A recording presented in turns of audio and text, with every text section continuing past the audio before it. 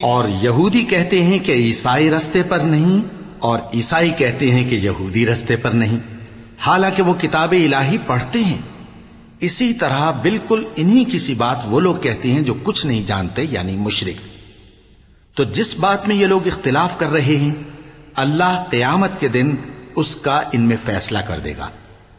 اور اس سے بڑھ کر ظالم کون جو اللہ کی مسجدوں میں اللہ کے نام کا ذکر کیے جانے کو منع کرے اور ان کی ویرانی کے لیے کوشش کرے۔ ان لوگوں کو کچھ حق نہیں کہ ان مسجدوں میں داخل ہوں مگر ڈرتے ہوئے۔ ان کے لیے دنیا میں رسوائی ہے اور آخرت میں بڑا عذاب۔ اور مشرق اور مغرب سب اللہ ہی کا ہے، تو جدھر بھی تم رخ کرو ادھر ہی اللہ کی ذات ہے۔ بے شک اللہ صاحب وسعت ہے، باخبر ہے۔ اور یہ لوگ اس بات کے قائل ہیں کہ اللہ اولاد رکھتا ہے۔ نہیں، وہ پاک ہے، بلکہ جو کچھ آسمانوں اور زمین میں ہے سب اسی کا ہے اور سب اس کے فرما بردار ہیں۔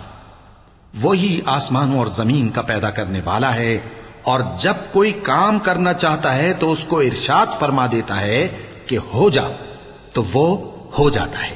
اور جو لوگ کچھ نہیں جانتے یعنی مشرک، وہ کہتے ہیں کہ اللہ ہم سے کلام کیوں نہیں کرتا، یا ہمارے پاس کوئی نشانی کیوں نہیں آتی۔ اسی طرح جو لوگ ان سے پہلے تھے وہ بھی انہی کسی باتیں کیا کرتے تھے۔ ان لوگوں کے دل آپس میں ملتے جلتے ہیں۔ جو لوگ صاحب یقین ہیں ان کے سمجھانے کے لیے ہم نے نشانیاں بیان کر دی ہیں۔ اے پیغمبر، ہم نے تم کو سچائی کے ساتھ خوشخبری سنانے والا اور ڈرانے والا بنا کر بھیجا ہے۔ اور اہل دوزخ کے بارے میں تم سے کچھ پرسش نہیں ہوگی، اور تم سے نہ تو یہودی کبھی خوش ہوں گے اور نہ عیسائی، یہاں تک کہ ان کے مذہب کی پیروی اختیار کر لو۔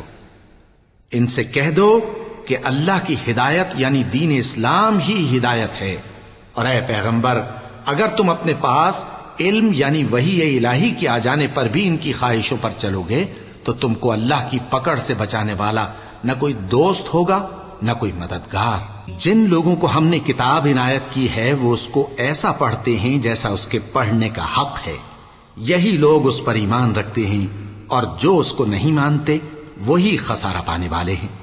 اے بنی اسرائیل، میرے وہ احسان یاد کرو جو میں نے تم پر کیے، اور یہ کہ میں نے تم کو اہل عالم پر فضیلت بخشی۔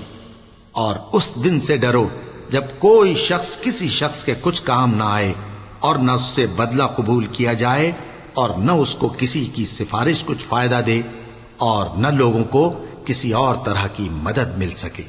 اور جب ابراہیم کی اس کے پروردگار نے چند باتوں میں آزمائش کی تو وہ ان میں پورے اترے۔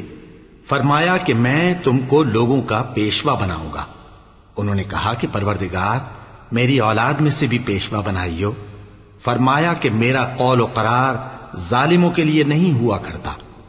اور جب ہم نے خانہ کعبہ کو لوگوں کے لیے جمع ہونے اور امن پانے کی جگہ مقرر کیا اور حکم دیا کہ جس مقام پر ابراہیم کھڑے ہوتے تھے اس کو نماز کی جگہ بنا لو، اور ابراہیم اور اسماعیل کو حکم بھیجا کہ طواف کرنے والوں اور اعتکاف کرنے والوں اور رکوع کرنے والوں اور سجدہ کرنے والوں کے لیے میرے گھر کو پاک صاف رکھا کرو۔ اور جب ابراہیم نے دعا کی کہ اے پروردگار، اس جگہ کو امن کا شہر بنا، اور اس کے رہنے والوں میں سے جو اللہ پر اور روز آخر پر ایمان لائیں ان کے کھانے کو میوے عطا فرما، تو اللہ نے فرمایا کہ جو کافر ہوگا میں اس کو بھی کچھ مدت تک سامان زندگی دوں گا، مگر پھر اس کو عذاب دوزخ